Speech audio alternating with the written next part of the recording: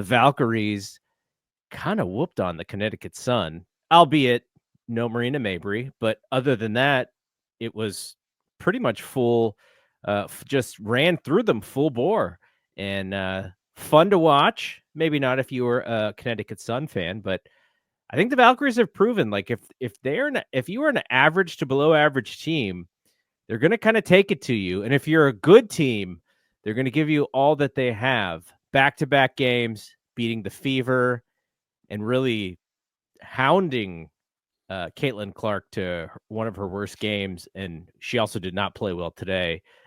Shoot well, I should say. And Fever lost 2 in a row. But Valkyries just blew out the Sun, had a good victory over the Fever. What did you think of the game today since we were there?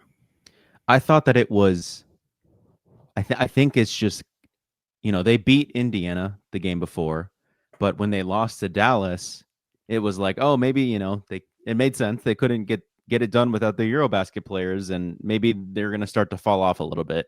And then you have the Indiana win. And then I think after the Indiana win, I was like, okay, well, expectations might be rising here. Like if they're for real, like I think they got to whoop Connecticut, and they did it. I think I've been on this podcast many a time saying that I think they're only going to win 3 games this season. I think they're going to lose to X team. I think they're going to lose to the Fever, I said last podcast before they played, like an hour before they played.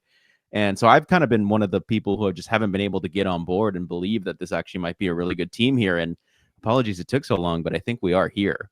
I think just kind of doing what you're supposed to do against a bad team and you think you're a good team, like I think that's kind of where that's where we are now. And I think they're 6th in the standings right now.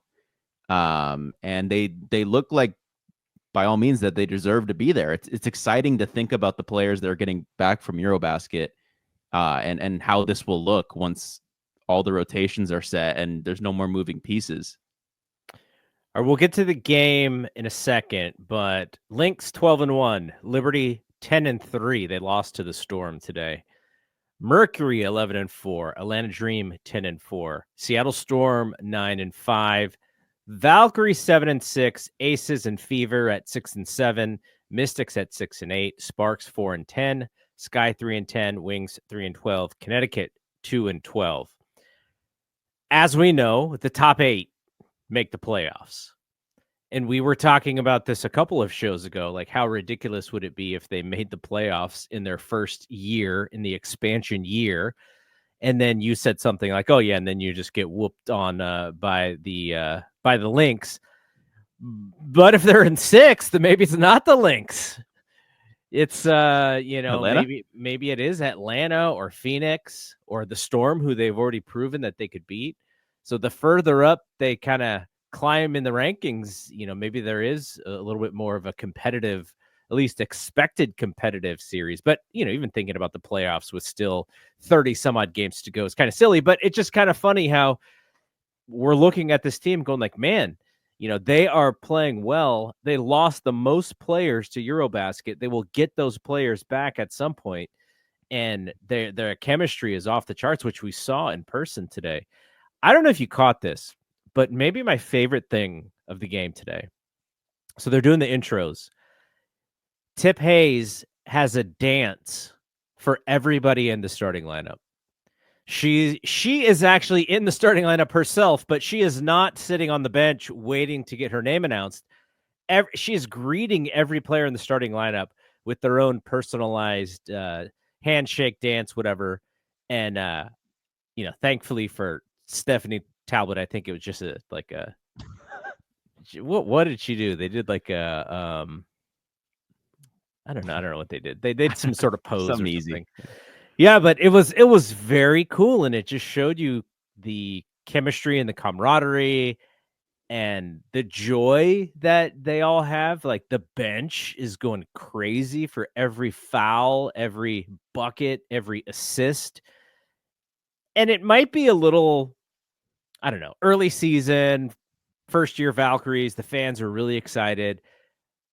There is something to that camaraderie and chemistry and just fandom that they have for each other that seems real. Like it does seem real when you watch it on the court. Yeah, I mean, I don't know if I can speak for everyone here, but I enjoy it when teammates, the team I'm rooting for, the teammates are friends, like outside of the court, like Steph and Draymond and Clay. Like they were all buddies. Sure, they didn't hang out all the time, but it seems like Steph and Dre are. Clay was kind of a lone wolf, and Steph and Dre would hang out. But um, that I feel like that's kind of what I've wanted. What I wanted to see with like Kuminga and Moody on the Warriors side. That I feel like they didn't see them off the court too much. But I've heard that this Valkyries team just hangs out with each other all the time, and it kind of makes sense from a perspective of they're all new to the area, and this is an expansion team. There's no one here who's had a long-standing reputation in the Bay Area. Everyone kind of comes in with a fresh start here.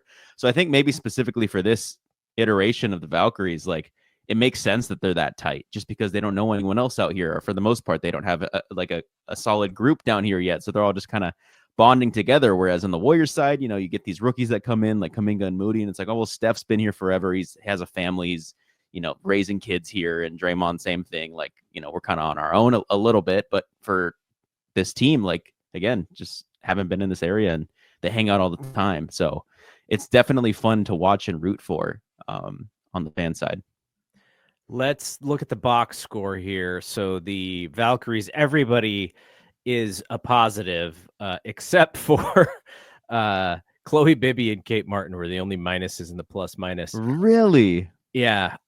Chloe Bibby was a -6 and Kate Martin was a -5. I'm going to guess a lot of that came in the early fourth quarter. Yeah, where Connecticut outscored the Valkyries. The Valkyries only scored 28 points in the second half. The Sun actually outscored the Valkyries in the second half 31-28, but the Valkyries outscored them in the second quarter 36-12, which they just ran away with the game in the second quarter. But I'm sure you would guess the biggest in plus minus is Kayla Thornton. She was a plus 31, and she only played 22 minutes. And Stephanie Talbot plus 26. The best plus minus on the bench is none other than Caitlin Chen, who scored her first bucket, ended up with 5 points in 21 minutes. And she took all of Carla Leite's minutes, which what did Nat? Yeah, I think he tweeted something about Natalie Nakase, what she said about it. She just said, some of the beat writers reported that she just said she wanted to give Chen an opportunity. And so Carla was completely DMP'd, which just didn't, I don't know if I buy that. I feel like there's something else going on. I don't want to hope, not hope's not the right word, but just like anticipate anything, too bad from Carla's side. But I told you we were at the game, so you can kind of see some of the interactions that they might not show on TV. Mm-hmm. And they were all doing layup lines, and Carla wasn't there. But you had mentioned that she was there earlier, maybe on her own doing some workouts. But you expect kind of everyone to be there and layup lines at least. They did some shooting. We were there about a half an hour early, so they did shooting. They went back to the locker room, came out, and then they did more warm up before the start of the game. She was there shooting in the first warm up that we saw. She was not in the second.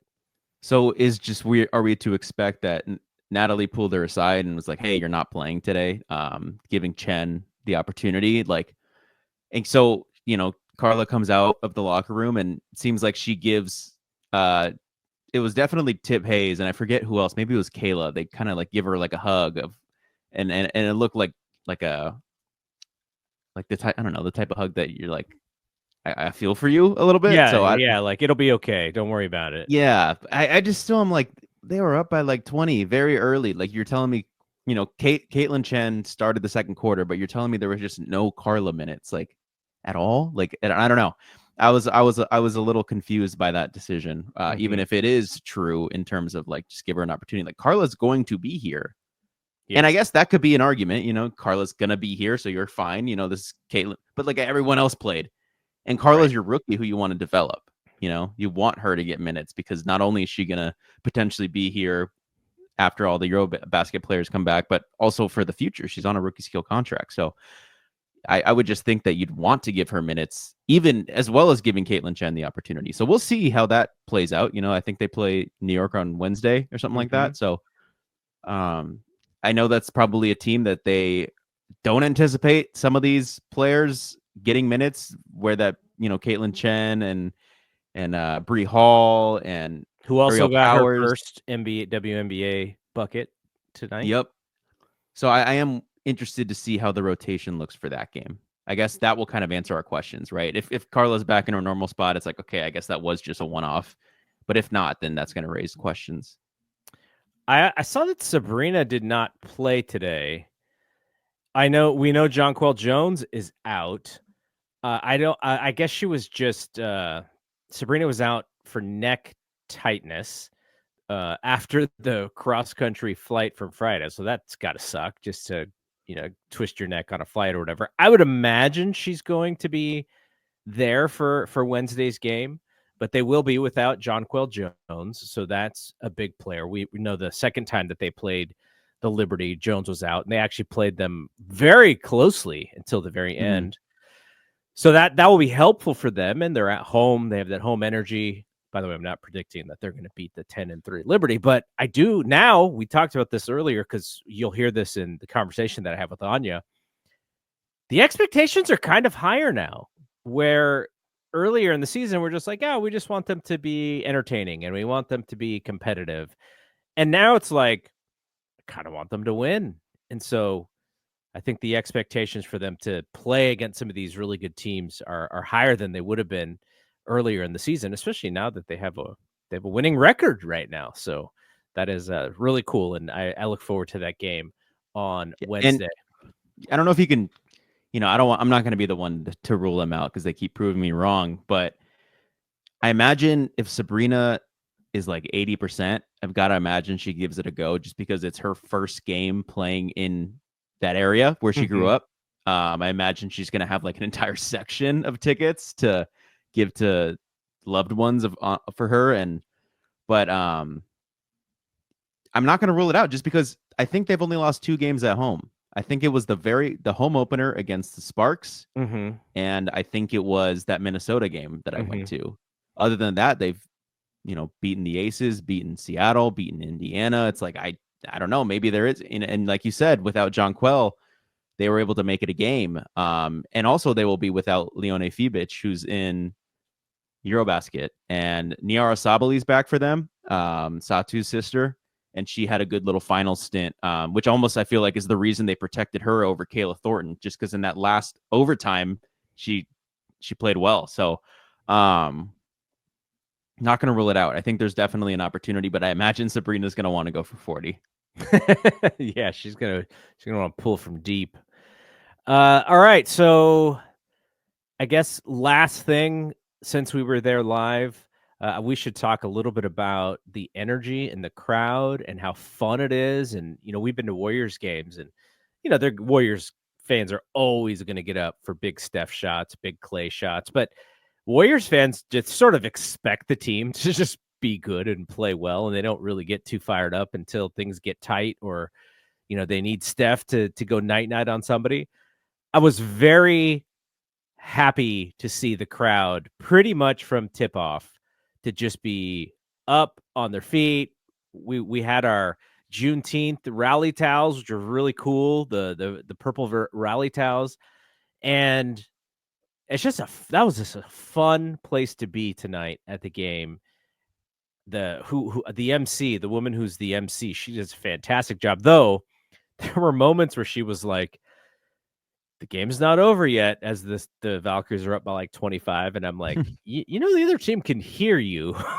Like the Sun can hear you, Miss MC. But she was great. She had great energy. There was vibing all around the arena. There's dancing. Those people, not to say that the audience, the different crowd from the Warriors, it's going to be a little different. Obviously, the Warriors are a little bit of a higher caliber ticket. But man, that was a lot of fun. I would love to go back at some point this season. Yeah, I think everyone's been saying, and I've been saying it since I've been going to the preseason stuff. It kind of reminds you of Oracle.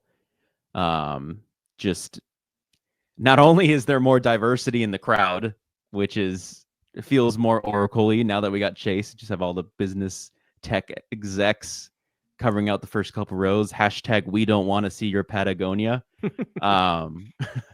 But no, it's a fun environment. Like I said, it feels like wholesome. It just everyone's cheering for everything. If you give a little bit of effort on the camera, you're going to get cheered out of the building. But Yeah, I have no notes for the in arena staff. I have no notes for the marketing team. I feel like kind of across the board, they're doing everything right. I think the only issue we kind of have is with the KPIX team of just how the broadcast looks sometimes. We have no notes really for, the broadcasters themselves, besides maybe a Yotsite pronunciation here and there. But yeah, everything's been they've just A plus. You stay Yosite. I think that's how Jacob Toby pronounced it. So what you mentioned, the big screen looks to inherit the KPIX broadcast. So the colors were all funky, and the That felt like a Suns one-off. jersey. I swear I don't remember it being like that. But then again, that Sun jersey is probably the most vibrant out of the jerseys that I've gone to watch a game for. Because for those who were in arena, the Connecticut Sun jerseys are orange, and they looked like a bright, like infrared red, like when, I guess it was like a meme back in the day when you used to like deep fry a photo. An example of that is like look at Kawhi's photo in like 2014 that he posted on Twitter when he went to the White House and met Obama. He just did what they call deep frying it, and it's just like the reds just go like you just turn the reds all the way up, and that's kind of what what it looked like with those Connecticut Sun orange jerseys just looked bright red. Everyone's blemishes on their face looked bright red. Did not look good, but I don't remember it looking like that for all the other games I've went to. So that was interesting.